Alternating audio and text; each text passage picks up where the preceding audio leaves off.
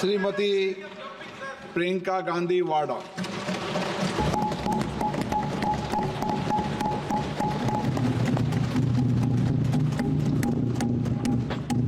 नमस्कार। माननीय अध्यक्ष महोदय जी, आज आपने मुझे इस सभा में बोलने का मौका दिया, इसके लिए मैं आपकी बहुत बहुत आभारी हूँ। सबसे पहले जो सुरक्षाकर्मी, जो जवान अफसर 13 दिसंबर को संसद की सुरक्षा के लिए शहीद हुए, उनके प्रति मैं श्रद्धांजलि व्यक्त करना चाहती हूँ। महोदय, हजारों साल पुरानी हमारी देश की, धर्म की एक पुरानी परंपरा रही है। ये परंपरा संवाद, चर्चा की रही है। एक गौरवशाली परंपरा है जो दर्शन ग्रंथों में, वेदों में, उपनिषदों में दिखती है। वाद विवाद और संवाद की हमारी पुरानी संस्कृति है। अलग अलग धर्मों में भी, इस्लाम में, सूफियों में, बौद्ध धर्म में, जैन धर्म में, सिख धर्म में भी ये वाद संवाद, ये चर्चा बहस, इसकी संस्कृति रही है। इसी परंपरा से उभरा हमारा स्वतंत्रता संग्राम। हमारा स्वतंत्रता संग्राम विश्व में एक अनोखा संग्राम था, एक अनोखी लड़ाई थी जो अहिंसा और सत्य पर आधारित थी। ये वाद संवाद की जो परंपरा है, इसको इस संग्राम ने आगे कैसे बढ़ाया? क्योंकि ये जो संग्राम था, ये जो लड़ाई थी हमारी आज़ादी के लिए, एक बेहद लोकतांत्रिक लड़ाई थी। इसमें देश के किसान, देश के जवान, देश के मजदूर, देश के अधिवक्ता, देश के बुद्धिजीवी, चाहे किसी भी जाति के हों, चाहे किसी भी धर्म के हों, चाहे किसी भी भाषा को बोलते हों, सब इस स्वतंत्रता संग्राम में शामिल हुए। सब ने हमारे देश की आज़ादी की लड़ाई लड़ी।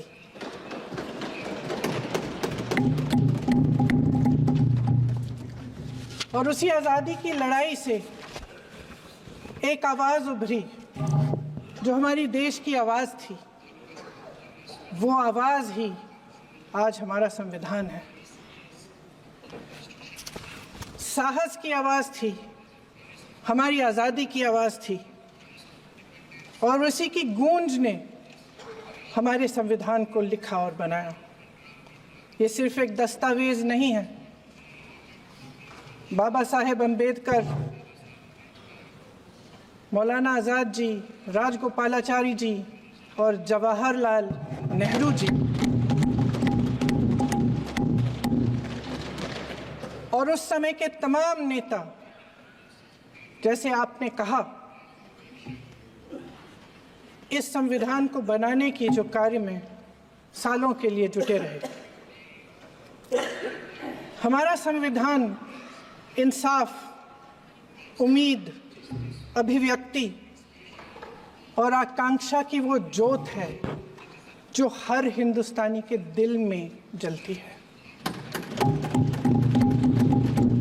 अध्यक्ष महोदय, इस ज्योत ने हर एक भारतीय को ये पहचानने की शक्ति दी कि उसे न्याय मिलने का अधिकार है, कि उसमें अपने अधिकारों के लिए आवाज़ उठाने की क्षमता है, कि जब वो आवाज़ उठाएगा तो सत्ता को उसके सामने झुकना पड़ेगा।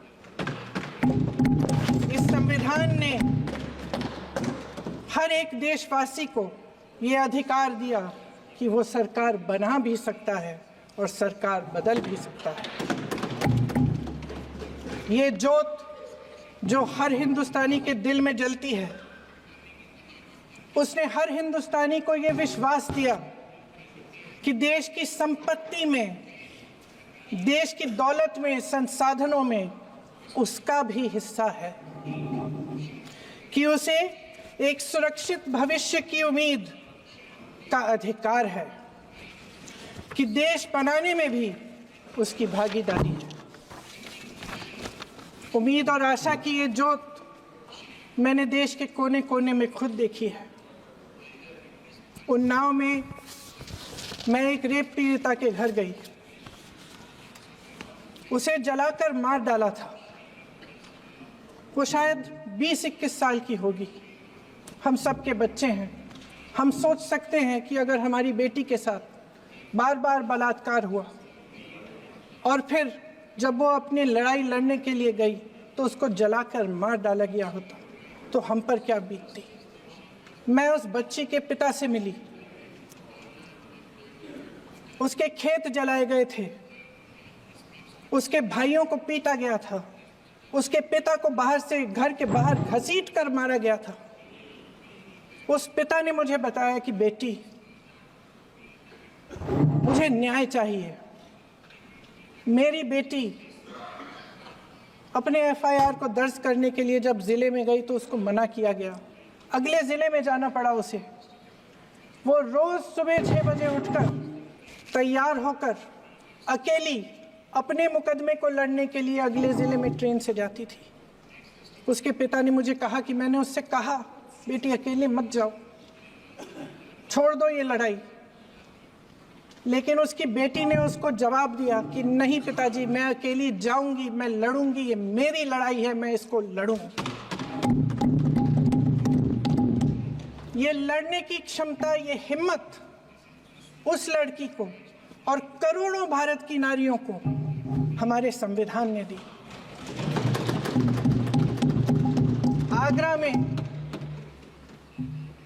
मैं अरुण वाल्मीकि के घर गई। अरुण वाल्मीकि पुलिस स्टेशन में काम करता था, सफाई का काम करता था। आप सोच सकते हैं हमारी तरह उसका भी परिवार था। नई नई शादी हुई थी, 2-3 महीनों का बच्चा था। पुलिस स्टेशन में चोरी हो गई। चोरी का इल्जाम उस पर लगाया गया। उसके पूरे परिवार को उठाकर पुलिस स्टेशन में ले गए। आप हंस रहे हैं, लेकिन ये गंभीर बात है। और क्या गंभीर बात। शर्म करो, शर्म। अरुण वाल्मीकि को पीट पीट के मार डाला, उसकी बीवी को पीटा, उसके पिता के नाखून निकाले, उसके पूरे परिवार को पीटा गया। जब मैं उस जवान महिला से मिलने गई जो अभी अभी विधवा हुई थी, तो उसने मुझे कहा कि दीदी, हमें सिर्फ एक चीज चाहिए, हमें न्याय चाहिए और हम इस न्याय के लिए लड़ते रहेंगे, चाहे कुछ भी हो जाए। ये हिम्मत उस महिला को हमारे संविधान ने दी।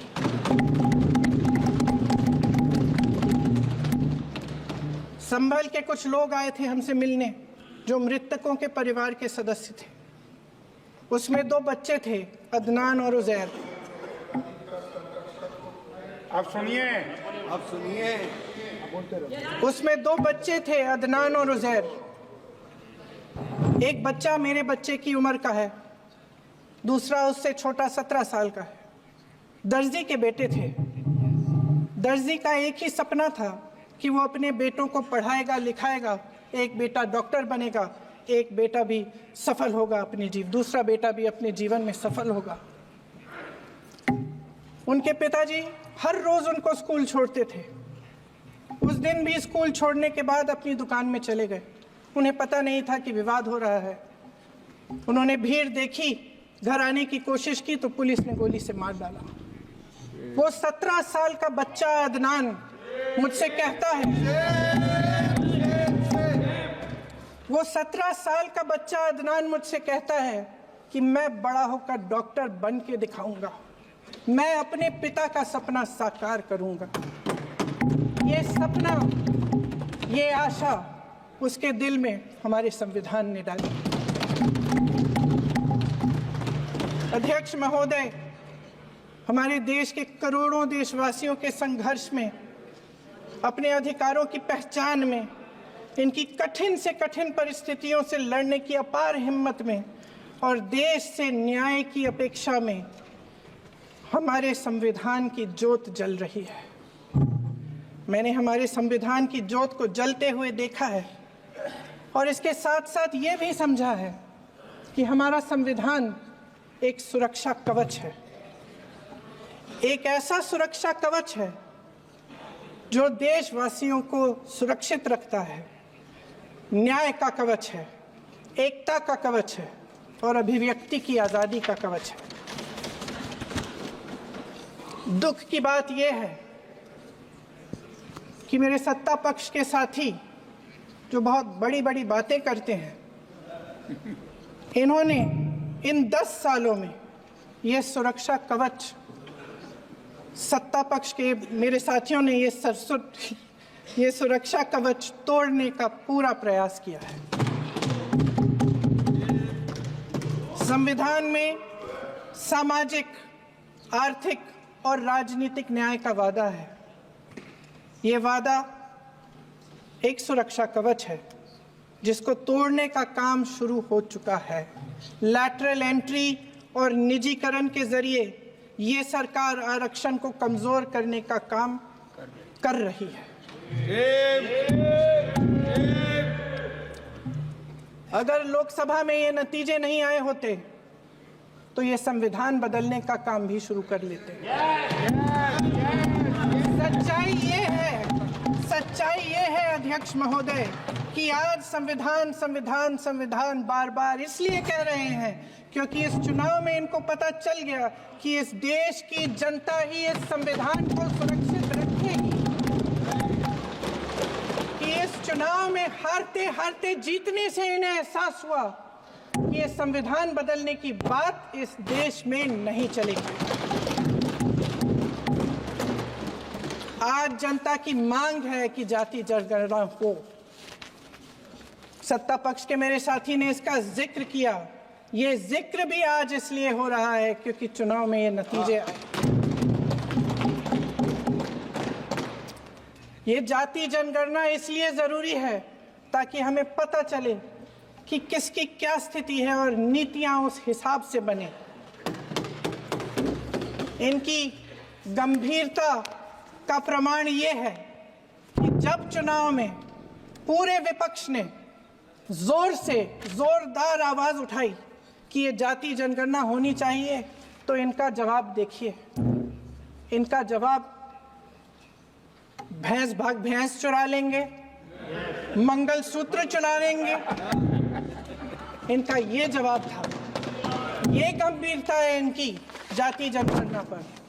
महोदय, हमारे संविधान ने आर्थिक न्याय की नींव डाली, किसानों, गरीबों और को जमीन बांटी, भूमि सुधार किया, जिसका नाम लेने से कभी कभी आप झिझकते हैं और कभी कभी उनका नाम धड़ाधड़ इस्तेमाल किया जाता है अपने आप को बचाने के लिए। उन्होंने HAL, BHEL, SAL, GAIL, ONGC, NTPC, railways, IIT, IIM, oil refinery, तमाम PSU बनाए। अध्यक्ष महोदय, उनका नाम पुस्तकों से मिटाया जा सकता है, उनका नाम भाषणों से मिटाया जा सकता है, लेकिन जो उनकी भूमिका रही इस देश की आज़ादी के लिए और इस देश के निर्माण के लिए, वो इस देश में से कभी मिटाया नहीं जा सकता। 75 सालों में जनता का भरोसा रहा कि नीतियां बनेंगी तो जनता की भलाई के लिए बनेंगी। जल जंगल जमीन का अधिकार मिला आदिवासी भाई बहनों को। इंदिरा जी ने बैंकों का राष्ट्रीयकरण करवाया, खदानों का राष्ट्रीयकरण कराया। कांग्रेस और यूपीए की सरकारों में शिक्षा का, भोजन का अधिकार मिला। 75 सालों में जनता का भरोसा मिला। पहले संसद चलती थी तो जनता की उम्मीद होती थी कि सरकार महंगाई और बेरोजगारी पर चर्चा करेगी, कोई उपाय निकालेगी, कोई रास्ता निकालेगी। लोग मानते थे कि अगर कोई नई आर्थिक नीति बनेगी तो देश की अर्थव्यवस्था को मजबूत बनाने के लिए बनेगी, तो भारतीय बाजार को मजबूत बनाने के लिए बनेगी, उनके भविष्य को मजबूत बनाने के लिए बनेगी। किसान और आदिवासी भाई बहन भरोसा करते थे कि यदि जमीन के कानून में संशोधन होगा तो उन्हीं की भलाई के लिए होगा। आप नारी शक्ति की बात करते हैं। आज चुनाव की वजह से शायद इतनी बातचीत हो रही है नारी शक्ति के बारे में, क्योंकि हमारे संविधान ने महिलाओं को यह अधिकार दिया, उनकी शक्ति को परिवर्तित किया वोट में। और आज आपको पहचानना पड़ रहा है कि महिलाओं के बिना, कि नारी शक्ति के बिना ये सरकारें नहीं बन सकती हैं। इसीलिए आज आप नारी शक्ति की बातें दोहरा रहे हैं। जो आप नारी शक्ति का अधिनियम लाए हैं उसको लागू क्यों नहीं करते? वो 10 साल बाद लागू क्यों होगा? क्या आज की नारी 10 साल इंतजार करेगी उसके लागू करने के लिए? क्या बात है, क्या बात है।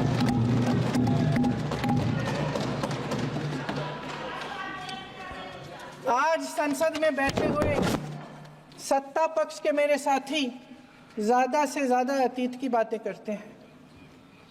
1921 में क्या हुआ, कब हुआ, नेहरू जी ने क्या किया। अरे वर्तमान की बात करिए, देश को बताइए आप क्या कर रहे हैं, आपकी जिम्मेदारी क्या है? कि सारी जिम्मेदारी जवाहरलाल नेहरू की है। अध्यक्ष महोदय जी, ये सरकार आर्थिक न्याय का सुरक्षा कवच तोड़ रही है। आज संसद में बैठी ये सरकार बेरोजगारी और महंगाई से जूझ रही हमारी जनता को क्या राहत दे रही है? कृषि के कानून भी बड़े बड़े उद्योगपतियों के लिए बन रहे हैं। सही एमएसपी को छोड़िए, डीएपी तक नहीं मिल रहा है।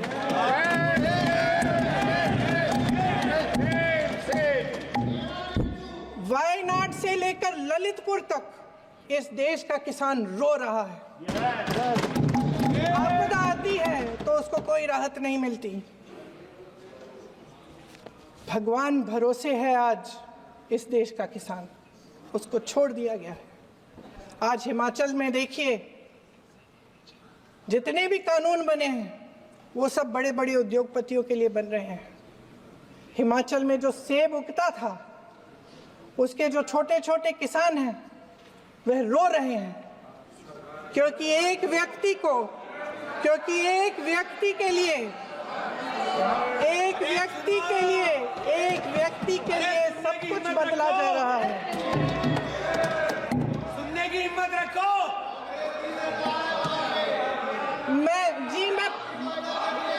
अध्यक्ष महोदय जी, अध्यक्ष महोदय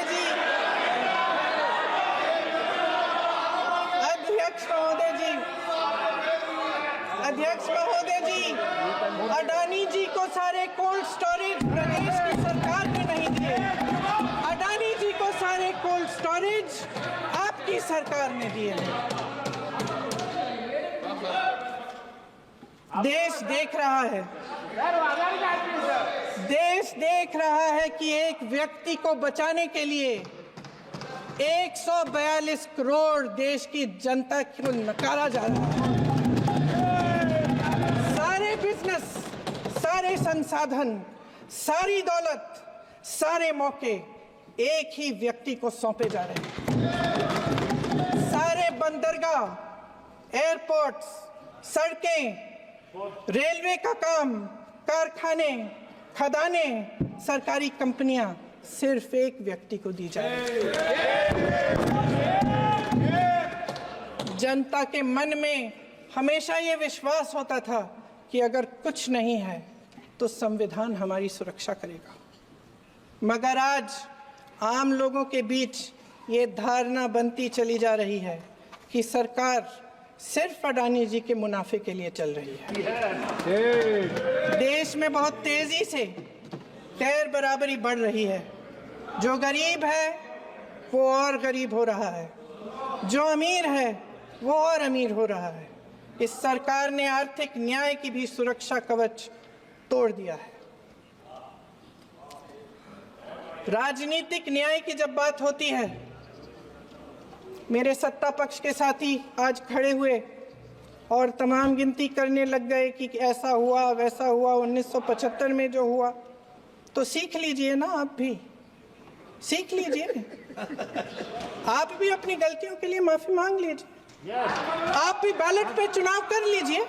आप भी बैलेट पे चुनाव कर लीजिए। दूध का दूध, पानी का पानी हो जाएगा। आप राजनीतिक न्याय की बात करते हैं, सरकारों को पैसों के बल पर गिरा देते हैं।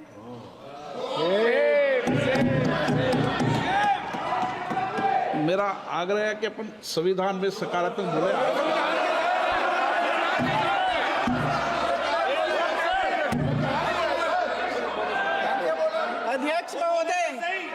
अध्यक्ष महोदय, सत्ता पक्ष के हमारे साथी ने एक उदाहरण दिया उत्तर प्रदेश की सरकार का, तो मैं भी एक उदाहरण दे देती हूँ महाराष्ट्र की सरकार का।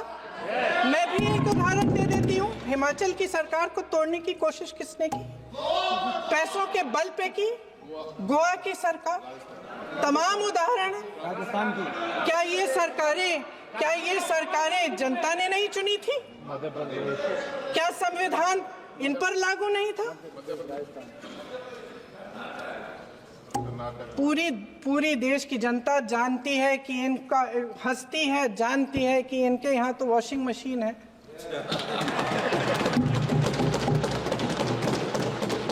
तो यहाँ से वहां जाता है, वो धुल जाता है।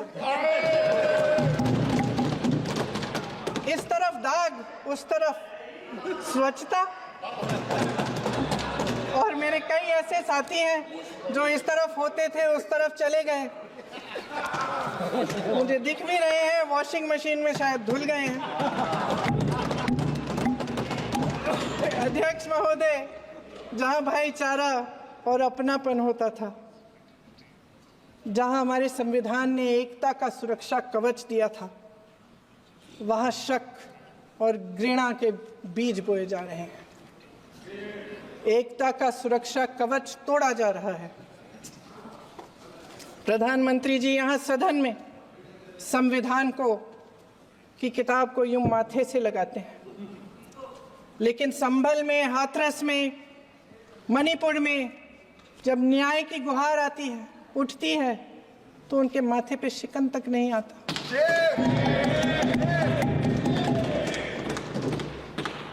शायद समझ नहीं पाए हैं कि भारत का संविधान संघ का विधान नहीं है।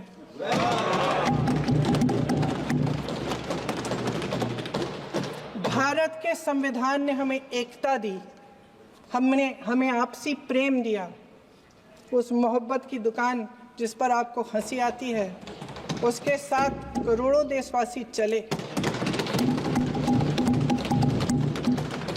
करोड़ों देशवासियों के दिल में एक दूसरे के लिए प्रेम है, घृणा नहीं है।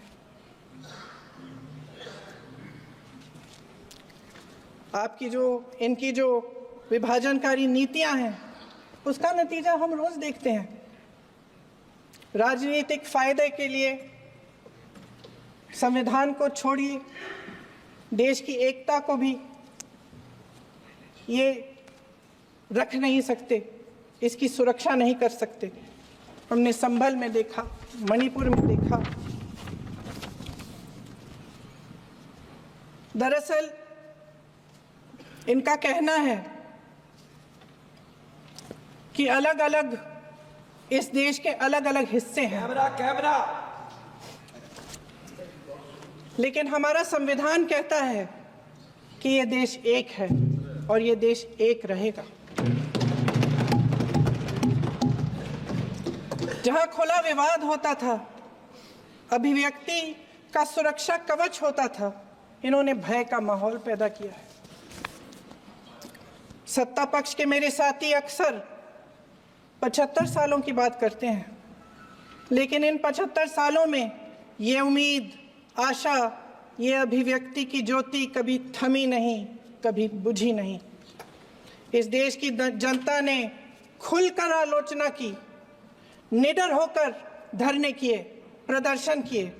जब जब जनता नाराज हुई, तब तब सत्ता को ललकारा, उसे चेतावनी दी, बड़े से बड़े नेताओं को कटघरे में खड़ा किया, उनसे जवाब मांगा, न्याय मांगा। इस देश के छोटे छोटे से नुक्कड़ की दुकानों में, चाय की दुकानों में, इस देश के घरों में, गलियों में, मोहल्लों में, अखबारों में, प्रकाशन घरों में, न्यायपालिकाओं में चर्चा कभी बंद नहीं हुई। लेकिन आज ये माहौल नहीं है। आज जनता को सच बोलने से डराया जाता है, धमकाया जाता है। पत्रकार हो या विपक्ष का नेता हो या किसी यूनिवर्सिटी का प्रोफेसर हो, छात्र संघ हो या कर्मचारियों का संगठन हो, सबका मुंह बंद कराया जाता है।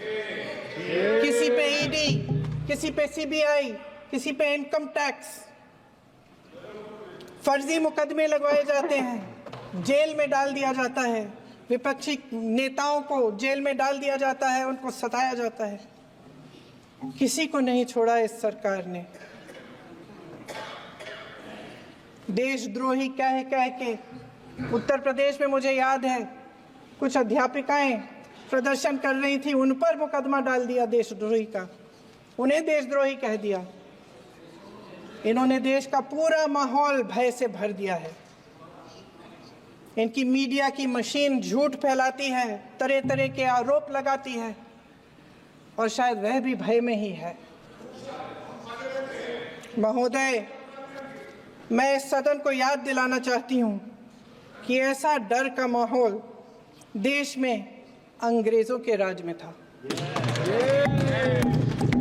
जब इस तरफ बैठे हुए गांधी की विचारधारा वाले लोग आज़ादी की लड़ाई लड़ रहे थे और उस तरफ वाली विचारधारा वाले लोग भय में रहकर अंग्रेजों के साथ साठ-गांठ कर रहे थे।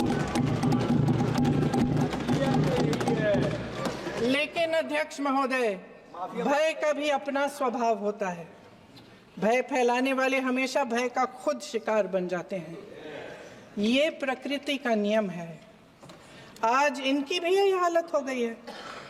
भय फैलाने के इतने आदी हो गए हैं कि खुद भय में रहने वाले हैं। चर्चा से डरते हैं, आलोचना से घबराते हैं। कई दिनों से हम मांग रहे हैं कि चर्चा करिए, लेकिन चर्चा करने की हिम्मत ही नहीं है।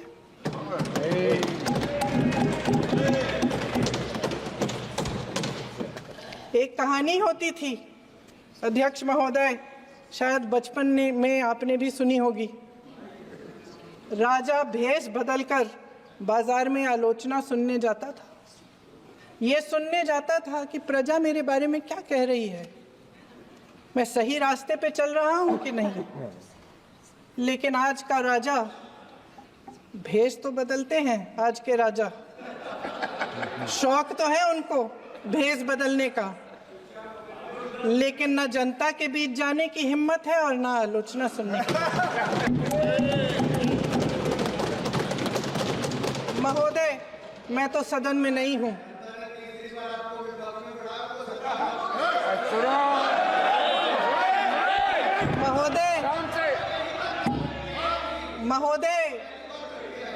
महोदय, जनता में बहुत विवेक है, ये सही है।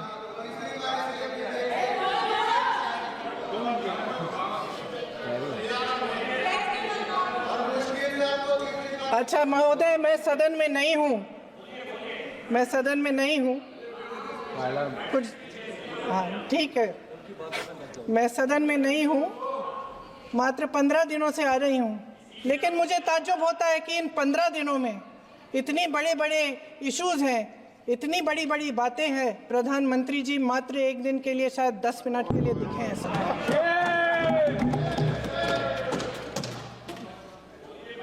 बात यह है अध्यक्ष महोदय जी कि ये देश भय से नहीं, साहस और संघर्ष से बना है। इसको बनाने वाले देश के किसान, जवान, देश के करोड़ों मजदूर और गरीब जनता है। संविधान इनको साहस देता है। मेहनती मिडिल क्लास है। और इस देश के जो करोड़ों देशवासी हैं, जो रोजाना भयंकर परिस्थितियों का सामना करते हैं, उनको साहस देता है। वायनाड में जो आपदा आई, उसमें एक छोटा लड़का था 17 साल का। 6 घंटों के लिए उसने अपनी माँ को बचाने की कोशिश की। 6 घंटों के लिए आप सोच सकते हैं कि अगर नदी की धारा बह रही है, नाराज है, आप अपनी माँ को पकड़े हो, 6 घंटों के लिए पकड़े रखते हो कि मेरी माँ बच जाएगी, और अंत में वो माँ भी बह जाती है। उस लड़के का साहस, उन महिलाओं का साहस जो पीड़ित हैं लेकिन फिर भी अपनी लड़ाई लड़ रहे हैं, उन संभल के बच्चों का साहस जिनके पिताजी अभी अभी गुजर गए लेकिन फिर भी उनके सपनों को साकार करने की हिम्मत है, उनका साहस है, वो साहस इस संविधान ने दिया है।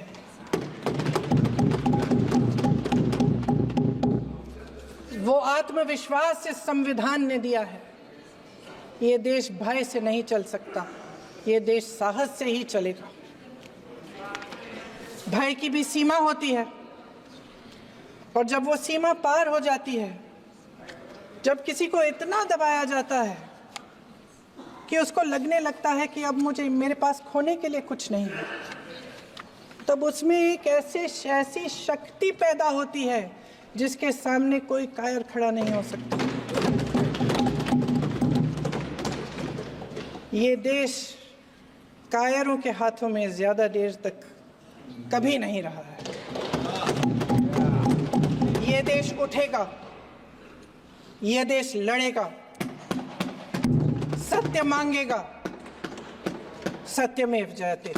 जय हिंद। अगले